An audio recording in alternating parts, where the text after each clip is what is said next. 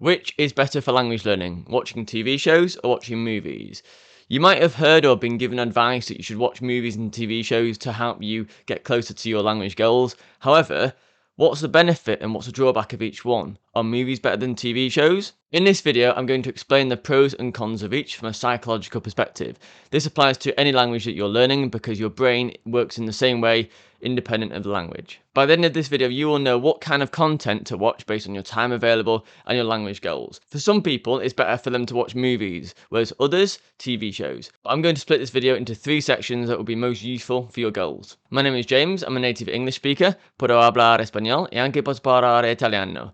I help people reach a conversational level in another language. Section number 1. Time availability. Essentially, if you're someone who has minimal time and you're trying to squeeze in bits of language learning or bits of entertainment when you can, then TV shows are the best option for you. The reason is there's smaller chunks of TV shows of the content available compared to movies which can be 2 or 3 hours long. Many times the episodes of TV shows are much shorter than the movie itself. They can be 30 minutes or maximum of an hour.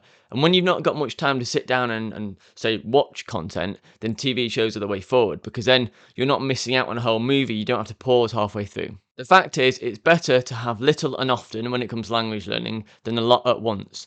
Quite often, if you plan to have a 3-hour sit down to watch a movie just so you can learn a bit of Spanish or your target language, then you're more likely to put that off and do it later on or never even do it at all, just like you might be doing at the moment with language learning. However, with TV shows, you can get into it fairly quickly, and also they only last 30 minutes to an hour, so it's a small chunk of time where you don't have to pause halfway through. And these small chunks of your efforts of language learning add up massively over time to get you closer to your language goals. On that note, I've created a free email course on how to watch TV and movies for language learning.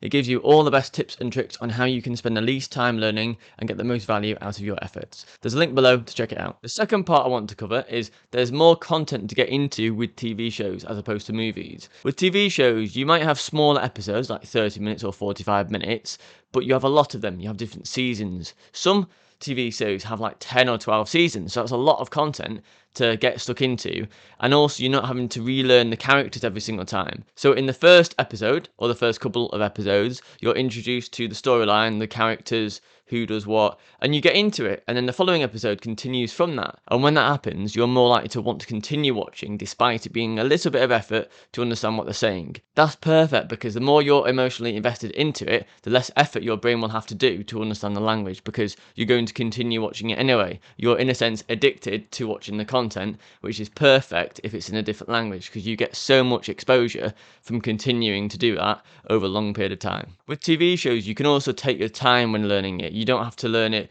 like 2 or 3 hours at once. You can literally do a half-hour episode per week. Obviously, it depends how much time you have outside of work and at the weekends, but you can do it over a long period of time. You don't have to rush through it like a movie. You can do it gradually over time. And obviously, the more you get into it, you'll want to watch more of it when you have free time, and it won't feel like a chore, like, oh, plan every Sunday at 6 p.m. grammar or something. It doesn't feel like you're learning a different language. It feels more natural and more fun to you, and that's the whole point of it. Point number 3. Now, I've mentioned the benefits of TV shows. However, when it comes to movies, you tend to have a much higher level of emotion because it's 2 or 3 hours of content, and there's a lot that happens in that amount of time. Essentially, a lot of drama is crammed into that period of time, and emotions are what is key to help you remember words and with language learning.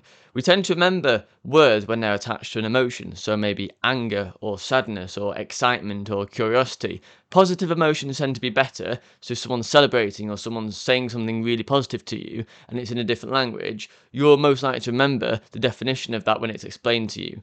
Or think about when something's quite sudden, or you see something or someone's shouting something in a restaurant and you're on holiday, you're more likely to remember that word because it's associated with a strong emotion, no matter if it's good or bad. But in general, curiosity, love, happiness, any words that you learn in your target language that come along with that or associated with that, then that helps your brain mark this as important in your head. So therefore, next time you come around to that situation where the word is known or where the word is used, you already know what it means. You feel the meaning for it. So back to the point. With movies, because they have to cram a lot into a short period of time, maybe 2 or 3 hours, they therefore also have a lot more emotional roller coaster in it. So you have strong emotions, both positive and negative, because that's how they keep you interested.